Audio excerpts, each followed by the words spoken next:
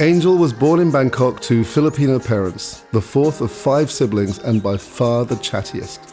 The family would sigh with relief when she fell asleep on long car journeys.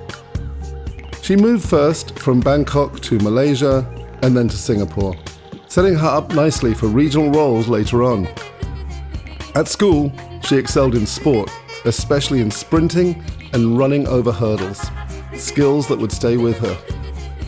She was also outstanding in debate and, after school, dancing. At the age of 20, she arrived in the Philippines, discovering her connection to a royal lineage from Tawi-Tawi and adding princess to her internal CV.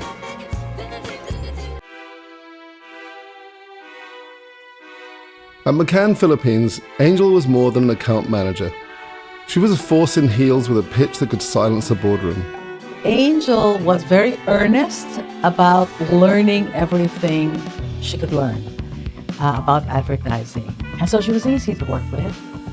I think even from the outset, you could tell that she was quite the multitasker, doing a million things all at the same time, and doing well at it. There she was, on the Cannes Lion steps, representing the Philippines, standing shoulder to shoulder with the mad men and mad women who dared to sell truth with style. I felt very proud to see Angel, and I think I'm even prouder now because she does deserve this.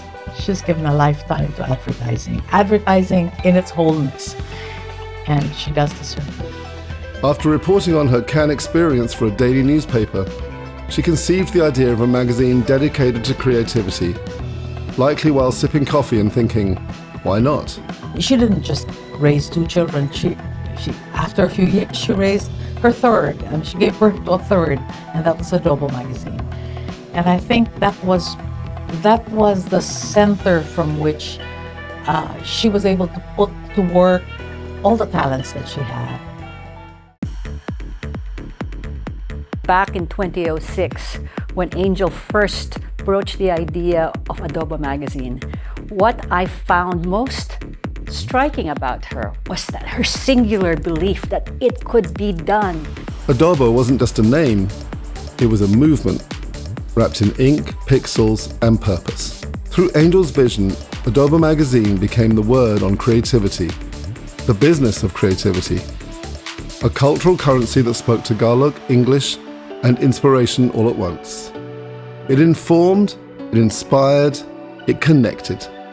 Every cover a canvas, every issue a call to action, every reader a co-conspirator in creativity. In Malcolm Gladwell's The Tipping Point, he talks about connectors who have a talent of bringing people together. That is Angel Guerrero. Through her vision and work, her talent as Filipinos is now firmly showcased on the creative map. It was a copy of Adobo magazine in 2011 that inspired me to join the industry and study advertising. I really have a lot to thank her. I know that I wouldn't be where I am today without her and her work for Adobo magazine. You've been a fierce advocate for creativity, a builder of community, and the industry's emissary to the world. You truly are the voice of creativity in the Philippines. Through over 75 issues of Adobo in print and continuous daily web presence of almost 20 years, Angel has highlighted stories, trends, and achievements in the industry, earning respect as a connector and a visionary.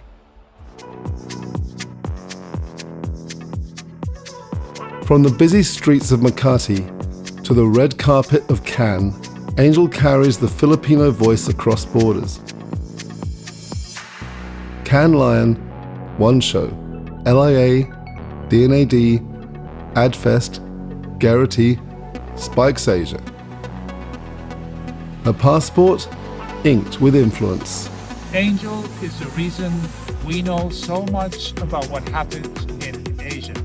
She's the one who has told us for years what goes on. I've come to adore her as somebody who, despite being so little, has such an enormous impact on the business.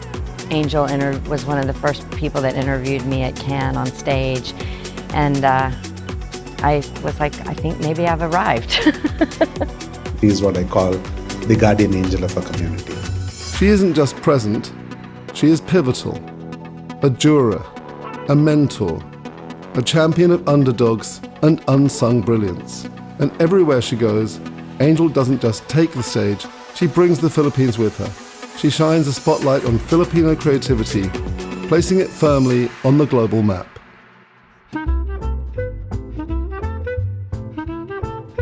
But beyond the editorials and awards, there's Angel at home, feeding her family, not the feed.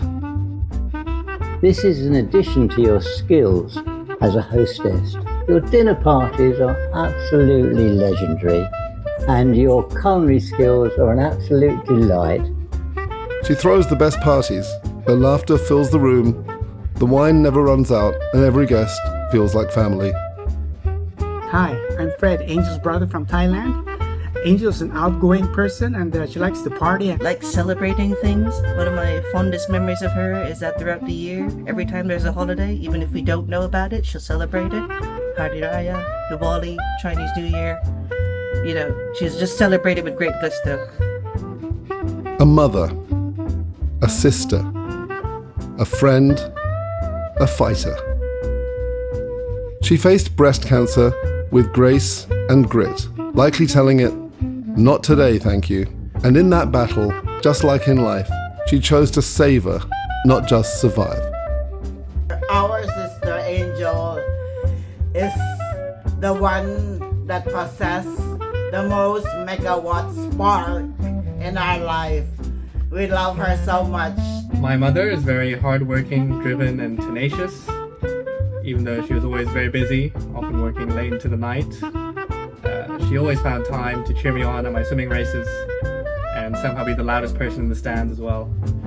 Angel generally inspires awe in family and friends in her ability to balance work, life, and personal connections, usually while making it all look effortless. Angel was once a sprinter, and she's never stopped moving fast. Her work connects people, inspires ideas, and showcases the talent of the Philippines, at speed and on a global scale. She's a multitasker and a multi-achiever. This is her story, a life she continues to live fearlessly, passionately, and creatively, with the inimitable smile that makes everything happen. Thank you, Angel, for being our voice of creativity.